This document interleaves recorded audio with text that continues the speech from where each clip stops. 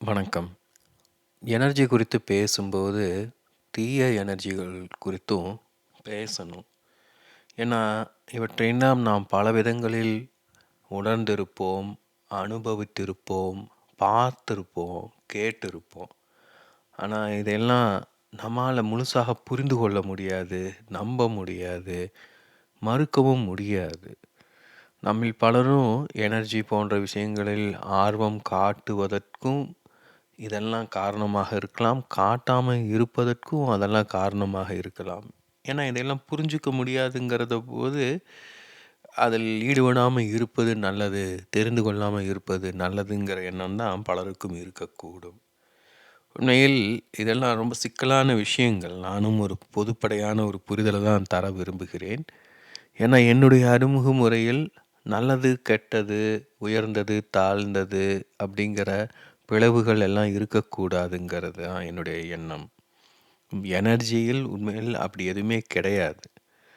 அடர்த்தியான எனர்ஜி, அடர்த்த குறைந்த எனர்ஜின்னு சொல்லலாம்.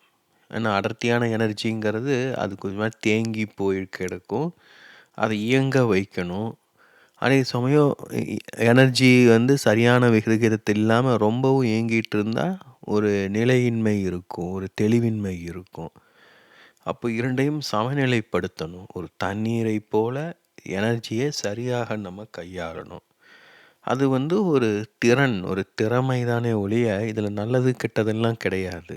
நம்ம இந்த சைடு விழுவோம், இல்ல அந்த சைடு விழுவோம். ஏதோ ஒரு விதத்தில் நாம கத்துக்கிட்டு தொடர்ந்து முன் சென்று கொண்டே இருக்கணும். இப்போ முன் செல்லாமல் நம்மள தேங்கி போக வைப்பது எல்லாமே தீய எனர்ஜின்னு சொல்லலாம். அடர்த்தியான எனர்ஜி. இல்லையா? கொஞ்சம் கவனிச்சு பாருங்க. துக்கம் என்பது ஒரு அடர்த்தியான எனர்ஜி. ஏன்னா துக்கம் இருக்கும்போது நம்மால என்ன செய்யறதுன்னு தெரியாது. அறியாமை ஒரு அடர்த்தியான எனர்ஜி.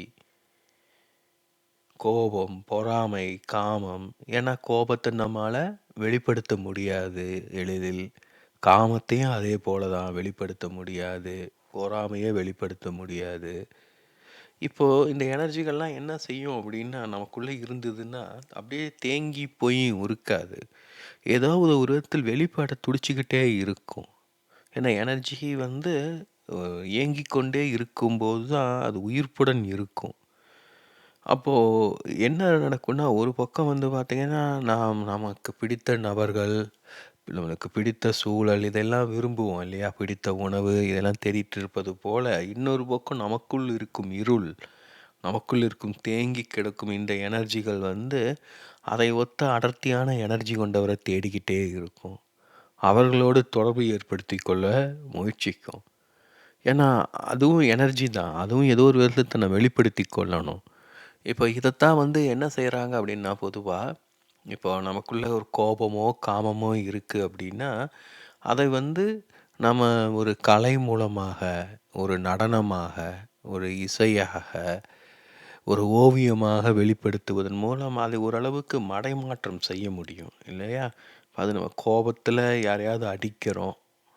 அத காட்டிலும் அந்த அடிப்பத வந்து ஒரு ஓவியமா வெளிப்படுத்துறோம். இல்ல அந்த அடிக்கும் உணர்ச்சிய வந்து ஒரு இசையா ஒரு அந்த ஆக்ரோஷத்த காட்டும் விதத்த வெளிப்படுத்துறோம்னு வைங்க.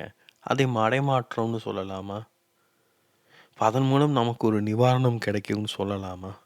இப்ப இதன் அடிப்படையில தான் கலை உருவாகிடுச்சு. இப்ப இதன் அடிப்படையில தான் வந்து பார்த்தீங்கன்னா, பண்டைய காலங்களில் வந்து பார்த்தீங்கன்னா, பல்வேறு பண்டிகைகள் உருவாகின. பண்டிகைகள்ல 2 விதமான வெளிப்பாடுகளும் இருக்கும். ஒண்ணு வந்து ஒரு புனிதமான, அழகான, ஒளி பொருந்திய விஷயங்களும் இருக்கும். இருள் பொருந்திய பண்டிகைகள் சிலவும் இருக்கும். ஏன்னா, நம்முடைய கோவத்தை எல்லாம் எங்கேயாவது வெளிப்படுத்தணும். இந்த எதிர்மறை உணர்ச்சிகள எல்லாம். சமூகத்தில் அதாவது மனிதர் எல்லோர்களிலும் அது உருவாகிக் கொண்டே இருக்கும். ஓ! வீட்டில புழங்க புழங்க குப்பைகள் சேர்ந்துகிட்டே இருக்கு இல்லையா? அதைப் போல தான் வாழ்க்கையின் ஆழ வாழ நமக்குள்ள கசப்புகள், காழ்ப்புணர்ச்சிகள் சேர்ந்துகிட்டே இருக்கும். அதையெல்லாம் வெளிப்படுத்துவதற்கு ஏதாவது ஒரு வழிகால் வேண்டும். இப்போ அதற்கு சமூகம் ஏதாவது ஒரு விதத்தில் பிறழ்வை அனுமதிக்கும். ஒரு ஒரு காலம் காலமாக மது போன்ற போதை வஸ்துக்கள் இருந்துகிட்டு தான் இருக்கு. ஏன்னா, அது ஒரு சில விதங்களில் சிலருக்கு தங்கள் மனதில் இருப்பதை வெளியேற்றுவதற்கு ஒரு வடிகாலாக உதவுது இல்லையா? இப்போ ஏன்னா எல்லாராலையும் சிந்தித்து ஒரு கலை உணர்வோட தங்களுக்குள் இருக்கும் எதிர்மறை உணர்ச்சிகள்லாம் மடைமாற்றம் செய்வது சாத்தியம் கிடையாது. அதற்கு பயிற்சி வேணும், கற்பனை திறன் வேணும், வாழ்க்கை சூழல் வேணும், நிறைய இருக்கு. இப்போ இந்தியா போன்ற சூழல்களில் அதுக்கு வாய்ப்பு குறைவு. அப்போ என்ன செய்வது? இது இன்று பெரும் பிரச்சனையாகிக்கிட்டே இருக்கு. ஏன்னா இன்றைக்கு நம்ம கல்வி கற்றிருக்கோம், படிச்சிருக்கோம். பல விதங்களில் நாம் முன்னேறிக்கிட்டு வந்துக்கிட்டு இருக்கோம். அதே சமயம் நமக்குள் இருக்கும் இந்த எதிர்மறை உணர்ச்சிகளை எப்படி கையாள்வதுங்கிற புரிதல் நமக்கு இல்லை. ஏன்னா இது இந்திய மரபு இதற்கெல்லாம் மனதளவில் தயாராக இல்லை. அப்போது இதெல்லாம் தான் பார்த்தீங்க அப்படின்னா வெவ்வேறு விதங்களில் மற்றவர்களிடமும் எதிர்மறையா எனர்ஜியாக வெளிப்படும், தூண்டும். உதாரணத்துக்கு திருஷ்டி. எல்லாருமே அதை உணர்ந்திருப்போம். ரொம்ப நுட்பமான விஷயம் அது. இப்போது உதாரணத்துக்கு இப்போ சின்ன வயசில் எங்கள் வீட்டில் அப்பப்போ திருஷ்டி சுற்றுவாங்க. அது என்ன நடக்கும்னே தெரியாது. தெருவு முனையில் போய் மண் எடுத்துகிட்டு வரணும். அப்புறம் வேறு ஏதோ சமாச்சாரங்கள்லாம் போட்டு அதில் மிளகா போடுவாங்க குறிப்பாக. போட்டு அதை கொண்டு போய் தீயில போடணும். தீயில போட்டால் கமரும். மிளகாய் போட்டால் கமரும். ஆனால் சில சமயம் கமராது. அதை கமறதை வச்சு திருஷ்டி எவ்வளவு இருக்குதுன்னு சொல்லுவாங்க. திருஷ்டி நிறையா, திருஷ்டி குறைவும்பாங்க. சில சமயம் அது கமராது. அதுதான் ஆச்சரியமாக இருக்கும். இப்போ இதே போல் சில நிகழ்வுகள் எப்படி நிகழுது, ஏன் நிகழுதுன்னு சொல்லவே முடியாது. இப்போ குழந்தைகளுக்கு உடம்பு சரியில்லாமல் போயிருக்கும். போனா மந்திரிச்சிக்கிறதுக்கு கூட்டு போவாங்க சில பேர்கிட்ட. அவங்க என்ன பண்ணுவாங்கன்னு தெரியாது. ஏதோ பண்ணி விபூதி வச்சு விடுவாங்க. அவ்வளோதான். அந்த குழந்தைக்கு சரியாயிடும். என்ன நடக்குது? இது உண்மையில் என்னால் புரிந்து கொள்ள முடிந்ததில்லை. இதெல்லாம் நானும் பார்த்துருக்கேன். ஆனால் ஓரளவு என்னுடைய இப்போதைய புரிதல்களை வச்சு சில விளக்கங்களை தர முடியும் இதற்கு. முன்பே சொன்னது போல் நம்முடைய ஆழ்மனம் ஒரு துருதுருன்னு இருந்துக்கிட்டே இருக்கும். அது அமைதியாக இருக்காது. இப்போ நம்ம ஒவ்வொருவரும் மனிதராக சக மனிதரை கொடுத்து ஒரு சந்தேகத்தோட, ஒரு ஆர்வத்தோட பார்த்துக்கிட்டே இருக்கோம். ஏன்னா இன்னொரு மனிதர் ஏதோ ஒரு விதத்தில் நமக்கு ஒரு ஆபத்தாக இருக்கக்கூடும். நமக்கு ஒரு போட்டியாக உருவெடுக்கக்கூடும். அவரை நாம் அவதானித்து அவரோட நட்பு வச்சுக்கிட்டோம்னா, அவருக்குரிய விதத்தில் நம்ம மாற்றிக்கிட்டோம்னா, இல்லை அவரை நமக்கேற்ற விதத்தில் பயன்படுத்திக்கிட்டோம்னா பயனுள்ளதாக இருக்கும் இல்லையா? ஏன்னா மனிதர்கள் எப்போதுமே பார்த்திங்கன்னா, ஒரு சமூக பிராணிகள். அவங்க ஒருவருக்குமே இன்னொருவருடைய எனர்ஜி தேவைப்படும். இப்போது அதை அவதானித்து கொண்டே இருக்கும் நம்முடைய ஆழ்மனம். அப்போது இன்னொரு மனிதரை அவருக்கு தெரியாமல் நம்ம கண்காணிச்சுக்கிட்டே இருப்போம். அவருக்குள்ளே என்ன நடக்குதுங்கிறத நம்ம ஆழ்மனம் கவனிச்சுக்கிட்டே இருக்கும். அதுதான் திருஷ்டியாக வெளிப்படும். எப்படி அவன் மற்றும் இப்படி இருக்கான்? திருஷ்டி யார் மேலே விழும்? யோசிச்சு பாருங்க. நம்மளை விட உயர்வான நிலையில் இருப்பவர்களிடம் நம்ம அது ஒரு பொறாமையின் ஒரு வெளிப்பாடு. பொறாமை ஏன் வருது? நம்மளால் செய்ய முடியலன்னு நம்மளுக்கு தெரியுது. அவரால் செய்ய முடியுது. அப்போ அவர் எப்படி செய்கிறாரு? நம்ம ஆழ்மனம் அறிந்து கொள்ள முயற்சிக்குது. ஏதாவது கண்டுபிடிக்க பார்க்குது. ஏதாவது திருட்டுத்தனம் செய்கிறானா, பொய் சொல்கிறானா, ஏமாத்துறானா, ஏதோ ஒரு விதத்தை கண்டுபிடிக்க பார்க்கும். ஏன்னா நம்மால் முடியாத அவன் செய்கிறான். இதன் அடிப்படையிலாம் பார்த்தீங்கன்னா, எப்போவுமே பிரபலமானவர்கள் மீது எளிய மக்களுக்கு ஒரு ஆர்வம் இருந்துக்கிட்டே இருக்கும். எப்படி அவன் பெரிய ஆளானா? எனக்கு ஒத்துரு சான்ஸ் கிடைச்சா நான் அவனோட பெரிய ஆளாக இருப்பேன். அவனுக்கு லக்கு. நான் அவனை விட என்ன நிறம், என்ன உயரம், எனக்குள்ள இருக்கிற திறமையெல்லாம் யாருக்கும் தெரிய மாட்டேங்குது. இப்படியெல்லாம் நம்ம நினச்சிக்கிட்டு இருப்போம் மனசுக்குள்ள. ஸோ அப்போ ஒவ்வொருவரும் இன்னொருவர் வேவு பார்த்துக்கிட்டே இருப்போம். அதுவும் முக்கியமாக தங்களுக்குள் அது ஒரு மன உறுதி இல்லாதவர்கள், தங்களை குறித்த தெளிவு இல்லாதவர்கள், தாழ்வு மனப்பான்மை கொண்டவர்கள் இதை உள்ளுக்குள் செஞ்சுக்கிட்டே இருப்பாங்க. இப்போ இதில் தவறெல்லாம் எதுவுமே கிடையாது. இதை ஒரு விதத்தில் பார்த்தீங்கன்னா இப்படி தான் நம்ம வளர்கிறோம். ஏன்னா இன்னொருவர் அவதானித்து அவர் என்னவாக ஆயிருக்கார், எப்படியாக ஆயிருக்கார் அப்படின்னு தெரிஞ்சுக்கும் போது தான் நம்ம வளருவோம். ஆனால் அது என்னன்னா அதை ஒரு ஒளிவு மறைவோட ஒரு நேர்மறை தன்மை இல்லாமல் சுயநலம் போன்றவற்றோடு இணைத்து செயல்படும்போது அது எதிர்மறை உணர்ச்சியாக மாறும். அது திருஷ்டியாக வெளிப்படும். அது எல்லாருமே வந்து பார்த்திங்கன்னா ஒரு சைக்கிக் டிஃபென்ஸ் வச்சுருப்போம். அதாவது நம்முடைய மன உறுதியை கொண்டு, தெளிவை கொண்டு நம்முடைய வாழ்க்கையில் யாரை அனுமதிக்கலாம், அனுமதிக்கக்கூடாது, எதை அனுமதிக்கலாம், அனுமதிக்கக்கூடாதுன்னெலாம் நம்மை அறியாமல் உருவாகி இருக்கும் ஒரு பழக்கம், ஒரு பேட்டர்ன் உருவாகி இருக்கும். அதன் அடிப்படை தான் நம்மளுக்கு நண்பர்கள் உருவாகி இருப்பார்கள். நாம் பார்க்கும் திரைப்படங்கள், நாம் வாங்கும் பொருட்கள் எல்லாமே அதன் அடிப்படையில் தான் இருக்கும் இல்லையா? அப்போது இந்த போன்ற வந்து சில நபர்கள் வந்து நம்மால் ஊடுருவ முடியாது எந்த விதத்திலும் நம்மளோட வாழ்க்கைக்குள். ஆனால் ஏதாவது ஒரு விதத்தில் வந்து பார்த்திங்கன்னா ஒரு வரக்கூடும், ஊடுருவி வந்துடக்கூடும். அதெல்லாம் ரொம்ப சிக்கலான விஷயம். இதெல்லாமே எனர்ஜெட்டிக்கலாக நிகழ்வது. ஒரு பார்வை பார்த்துட்டாங்க அப்படின்னா அதான் கண் பட்டுருச்சு அப்படின்னு சொல்லுவோம் இல்லையா? திருஷ்டி விழுந்துருச்சுன்னு சொல்லுவோம் இல்லையா? ஒரு க்யூரியாசிட்டி வந்துருச்சுன்னா எப்படி இவங்களால் இப்படி இருக்க முடியுதுன்னு விழுந்துருச்சு அப்படின்னா ஒரு க்யூரியாசிட்டி நம்ம மேலே விழுந்துடும், கொக்கி நம்ம மேலே விழுந்துடும். அது எங்கேயாவது இப்படி நிறைய பேர் எப்படின்னு விழுகும்போது எங்கேயாவது ஏதாவது ஒரு விதத்தில் அது வெளிப்பட்டாகும். ஸோ நம்ம உண்மையாக நேர்மையாக இல்லை அப்படிங்கிற பட்சத்தில் நமக்குள்ளே இருக்கும் பொய்கள் நம்மை அறியாமல் இது மூலமாக வெளிப்பட்டு விடும். இது வந்து கடந்த காலத்தில் ரொம்ப தேவைன்னு இல்லை, இயல்பாக இருந்தது. ஏன்னா இன்றைக்கு வந்து நாமளே நம்மளை பற்றி வெளிப்படையாக வெளியில் வச்சுக்கிறோம். சமூக வலைத்தளங்கள் மூலமாக என்னை பார், என் அழகை பார்ன்னு சொல்லிட்டு நாமளே நம்மளை வெளிப்படுத்தி கொள்கிறோம். வேறு யாரும் நம்முடைய வீட்டுக்குள்ளே புகுந்து ஊடுருவி பார்க்க வேண்டியது கிடையாது. நாமளே புதுசாக எதையாவது வாங்கினோம்னா ஃபோட்டோ எடுத்து போட்டுடுறோம். ஸோ யோசிச்சு பாருங்கள், இதெல்லாம் எத்தகைய மனநிலையை உருவாக்குது அப்படின்ட்டு. இப்போ இதெல்லாமே பார்த்திங்கன்னா ஒரு ஒரு மனநிலையிலே ஒரு குழப்பத்தை உருவாக்குது இல்லையா? நம்ம வாழ்க்கையை வாழும் விதத்தில். இப்போ நாம் வந்து ஒரு புத்தகத்தை வாசித்தோம், அது நம்மளுக்கு பிடிச்சிருக்குன்னா அதை வந்து யார்கிட்ட நாம் சொல்லுவோம்? நம்ம கணவன், மனைவி, குழந்தைகள், நண்பர்கள், வேலை செய்யும் இடத்தில் இவங்ககிட்ட யார்ட்டையுமே சொல்ல முடியல அப்படிங்கும்போது தான் நாம் சம்மந்தமே இல்லாதவர்கள்ட்ட போடுறோம். இதெல்லாம் ரொம்ப தமாஷா இல்லை? போஸ்ட் அடித்து ஒட்டுவோமா, இந்த புத்தகம் நான் படித்தேன் மிகவும் அழகாக இருக்கிறது. கிட்டத்தட்ட நம்ம ஃபேஸ்புக் வாலில் போடுறது அதே மாதிரி தானே. அது வந்து உலகம் ஃபுல்லாக போஸ்ட் அடித்து ஓட்டுற மாதிரி இல்லையா? ஸோ இதெல்லாமே ஒரு வித்தியாசமான புரிதல்கள். இதெல்லாம் நம்ம நுட்பமாக புரிந்து கொண்டோமான்னு கவனித்து பார்த்தோம்னா கிடையாது. அதனால தான் வாழ்க்கை ரொம்ப சிக்கலில் இருக்குது, குழப்பத்தில் இருக்குது. இப்போ இந்த குழப்பங்கிறதே வந்து பார்த்திங்கன்னா ஒரு விதமான எதிர்மறை எனர்ஜி.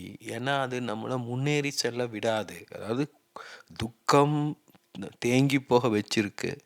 துக்கத்திலிருந்து வெளியேறுவதற்கு எதையாவது செய்யும்போது அது தெளிவாக இல்லாத போது குழப்பம் உருவாகும். ஸோ துக்கத்தை காட்டிலும் குழப்பம் வந்து மேலானது. ஆனால் பிரச்சனை என்னென்னா பல சமயங்களில் குழப்பம் வந்து தெளிவை நோக்கி நம்மளை செல்ல விடாது, துக்கத்தை நோக்கி தான் நம்மளை திரும்ப திரும்ப தள்ளிவிடும். என்ன காரணம் அப்படின்னா அது நம்மளுக்கு ஏற்கனவே பழக்கமான ஒரு நிலை, மனநிலை. துக்கத்திலிருந்து குழப்பத்துக்கு வர முடியும், அப்போ குழப்பத்திலிருந்து திருப்பியும் துக்கத்துக்கு போக முடியும். பட் தெளிவு கிடச்சிருச்சு அப்படின்னா நம்மக்கிட்ட குழப்பமும் இருக்காது, துக்கமும் இருக்காது. அது ஒரு புதுவிதமான மனநிலை. இப்போது அதுக்கு நமக்கு போவதற்கு தைரியமும் இருக்காது. இப்போது இன்னொருவர் வாழ்க்கையில் எப்படி முன்னேறி இருக்கார் அப்படின்னு நம்ம பார்க்குறோம். அதை நாமளும் கடைப்பிடித்து நாமளும் வாழ்க்கையில் முன்னேறலாமா? ஆனால் அதை செய்ய மாட்டோம். அது செய்யலாமே அப்படின்னு கேட்டோம்னா நம்ம அதுக்கு வேறு சாக்குகள் சொல்லுவோம். அவருக்கு வந்து அது தெரியும், அவருக்கு இவங்க இப்படி சொல்லி கொடுத்தாங்க. நம்ம எப்படி செய்யாமல் இருக்கலாங்கிறதுக்கு, நம்மளால் ஏன் செய்ய முடியலங்கிறதுக்கு, அவரால் ஏன் செய்ய முடிஞ்சிச்சு, ஏன் வெற்றி பெற முடிஞ்சுதுங்கிறதுக்கு ஏதாவது விளக்கங்கள் கொடுப்போம். இப்போ இது என்ன சொல்ல வரேன்னா, நாம் என்ன நிலையில் இருக்கோமோ அந்த நிலையில் இருப்பதற்கு நமக்கு தர்க்க ரீதியான விளக்கங்கள் தேவை. அதுதான் எதிர்மறை எனர்ஜின்னு சொல்லலாம். ஸோ இதை கொஞ்சம் நுட்பமாக கவனிக்கணும். ஏன்னா எல்லோருக்குமே இந்த மனநிலை இருக்கும். இப்போ எல்லாருமே வந்து பார்த்திங்கன்னா எல்லா துறைகளிலும், எல்லா வயதிலும், எல்லா நிலையிலும் முழுமையான மனிதராக இருக்க மாட்டோம். நம்ம வேலையில் நம்ம நல்ல நிலையில இருக்கலாம். வீட்டில் மகிழ்ச்சி இல்லாம இருக்கலாம். வீட்டில எல்லாமே வசதிகளும், வாய்ப்புகளும் இருக்கலாம். ஆனா, ஏதாவது நிம்மதி குறைவாக இருக்கலாம். இப்போ எல்லாமே எல்லாவற்றையும் முறை முழுமையாக்கிக் கொள்ள முடியாது. அத வந்து ஒவ்வொன்றிலிருந்தும் விலகும்போது மட்டும் தான் சாத்தியம். "யாதனின் யாதினின் நீங்கியா நோதல் அதனின் அதனின் இலன்." ஏன்னா, அப்போ நம்ம தேவையில்லாத எனர்ஜிகள வந்து கைவிடுகிறோம். அப்போ மனிதர்கள் நம்ம நேரடியாக பார்க்க முடியும். நம்மகிட்ட எந்த ஒளிவு மறைவும் இல்லன்னு வச்சுக்கோங்களேன். அவங்களிடம் நம்மிடம் சந்தேகப்படுவதற்கு, கேள்வி கேட்பதற்கு ஒண்ணுமே இருக்காது. நாம நெறைய நாடகம் போடும்போது மற்றவர்களிடம் சந்தேகமும் கூடுதலா ஆகும். இப்ப இதெல்லாம் நம்ம மரபுல வந்து இந்த புரிதல்லாம் இருந்தது. இப்ப அதனால தான் வந்து பார்த்தீங்கன்னா, திருஷ்டி பொம்மை போன்றவையெல்லாம் பயன்படுத்துவாங்க. திருஷ்டிங்கிறது என்ன யோசிச்சு பாருங்க. ஒரு அழகான இதுக்கு நடுவுல ஒரு அசிங்கமான ஒண்ணு அது. ஏன் அப்டின்னா, அ நல்ல மனம் இல்லாதவர்கள், கூருணர்வு, தெளிவான மனநிலை கொண்டாதவர்கள் மனம் வந்து பார்த்தீங்கன்னா, அழுக்கானது, ஒரு குரூரத்த நோக்கி தான் அவர்கள் கவனம் செல்லும். அப்போ ஒரு அழகான விஷயத்து நடுவுல ஒண்ணு கரை இருந்ததுன்னா, அந்த கரைய பார்த்தா "பாத்தியா அங்க பாரு கரையா இருக்கு பாத்தியா?" அப்படின்னு தான் அவங்க மனம் துள்ளும். அதுதான் அது திருஷ்டி பொம்மை வச்சிருக்கிறதுங்கிறது. அது கவனிச்சு பார்த்தீங்கன்னா, அதுதான் இது குழந்தைகளுக்கும் வந்து பார்த்தீங்கன்னா, திருஷ்டி பொட்டு வைப்பாங்க. அது திருஷ்டி பொட்டு அழகா வைக்க மாட்டாங்க பார்த்தீங்கன்னா. கருப்பா ரொம்ப தடியா, அசிங்கமாக இருக்கும். ஆனா, அது அழுக்குப்பட்டது போல தான் இருக்கும். ஸோ, இதெல்லாமே சின்ன சின்ன நுட்பங்கள். ஏன்னா, நம்மளுடைய மனம் வந்து ஒரு மங்களகரமான, முழுவதோடும் ஒழுங்குடன் கூடிய ஒன்றை ஏற்றுக்கொள்ளாது எளிதில். அது நம்மை தொந்தரவு செய்யும். அந்த ஒழுங்கு வந்து ஒரு உருவாக்கிய ஒழுங்குன்னா, அது நம்மள ஒரு விதத்தில் காயப்படுத்தும். ஏன் அப்டின்னா, அந்த ஒழுங்க அவரால உருவாக்கி முடிஞ்சிருக்கு. நம்மால உருவாக்க முடியல. அப்போ மறைமுகமாக அவர் நமக்கு ஒரு சேலஞ்ச் விடுறாரு. சவால் விடுகிறார். அப்போ நாம எதையாவது சொல்லி, அது பொய், அது போலித்தனம், அது சும்மா கற்பனை, அவன் ஏமாத்துறான், பொய் சொல்றான், இப்படின்னு எதையாவது சொல்லி சமாளிக்க முயற்சிப்போம். அதுதான் வந்து ஒரு திருஷ்டின்னு சொல்லலாம், பொறாமைன்னு சொல்லலாம். இப்ப நாம கவனிக்கணும். அப்போ நம்மளுக்குள்ள அந்த பொறாமை உணர்வு என்னன்னா, என்ன காரணம் அப்படின்னா, நாம இன்னும் வளர வேண்டியது இருக்கு. ஆனா, அத நம்மால ஏற்றுக்கொள்ள முடியல. அத தட்டி கழிக்க பார்க்குறோம் அப்படின்னு பொருள். அப்போ இது அது வந்து ஏன் திருஷ்டியா மாத்துறோம் அப்படின்னா, அத வந்து இன்னொருவர குறு குறு குறுன்னு கவனிக்கிறோம். ஏன், என்ன, எதுக்கு அப்படின்னு கவனிக்கிறோம். அதனால ஏதாவது பயன் இருக்கா அப்படின்னா, உண்மையில் இருக்கலாம். ஏன்னா, நம்ம ஒருத்தர் நுட்பமாக கவனிக்கும்போது, நம்ம பல விஷயங்கள கிரகித்துக் கொள்ள முடியும். எப்பவுமே நம்ம புரிந்து கொள்ள வேண்டியது என்னன்னா, ஒரு ஒரு வெளியில என்ன இருந்தாலும் சரி, நம்மளால என்ன புரிந்து கொள்ள முடியும், கிரகித்துக் கொள்ள முடியுமோ, அத மட்டும் தான் நம்மால கிரகித்துக் கொள்ள முடியும். இப்போ ஒருவரிடம் நாம் என்ன கவனிக்கிறோம் அப்படிங்கிறது, என்ன புரிந்து கொள்றோங்கிறது நமக்கு மட்டுமே ஆனது. அது உண்மையா, சரியா, தவறாலாம் வேற 2வது பட்சம். ஒருவரிடம் தவற நாம பார்க்குறோம்னா, நமக்கு அத கவனிக்கும் திறன் இருக்கு. நம்மிடம் அந்த தவறு இருக்கு. அப்படிங்கிறது பொருள். அதற்காக அவர் கெட்ட மனிதர் ஆவார்ன்னு சொல்ல முடியாது. அவரிடம் நல்லத கவனிக்கிறோம்னா, நம்மிடம் அந்த குணம் இருக்கு. தொடர்ந்து கவனிச்சுக்கிட்டே இருக்கணும். ஒவ்வொரு மனிதரும் மாறிக்கிட்டே இருப்பாங்க. நாமும் மாறிக்கிட்டே இருப்போம். அப்போ அந்த ஒரு பொறாமையோ, அந்த ஒரு திருஷ்டி மனப்பான்மையோ வந்து நம்மிடம் நீண்ட நேரம் தங்காது. ஏன்னா, அது நம்ம ஆழ்மனம் அந்த கிரகித்துக் கொண்டிருக்கும்போது, நம்மளுக்குள்ள அந்த குணம் வளரத் தொடங்கும். நம்ம மாறத் தொடங்குவோம். இது ஒரு நுட்பமான விஷயம். இத வந்து அந்த எதிர்மறை உணர்வுகள பாசிட்டிவாக மாற்றுவது. நம்ம மாறுவதற்கு தயாராக இல்லாத போது தான் சிக்கல்கள் உருவாகும். நம்ம மாறுவதற்கு தயார்னா, மாற்றங்கள் தானாக நிகழத் தொடங்கும். ஏன்னா, எப்போதுமே நம்முடைய ஆழ்மனதுக்கு என்ன தேவையோ, அதற்கு உகந்த மனிதர்கள் நம்மை சுற்றி தானாக வருவார்கள். அதற்கேற்ப நிகழ்வுகள் தானாக நிகழும். அதிலிருந்து என்ன வேணும்னு கிரகித்துக் கொள்வது, அதற்கான திறன் நம்மிடம் தான் இருக்கணும். ஏன்னா, நம் வாழ்க்கை நம் தேர்வு, நம் வாழ்க்கை நம் பொறுப்பு.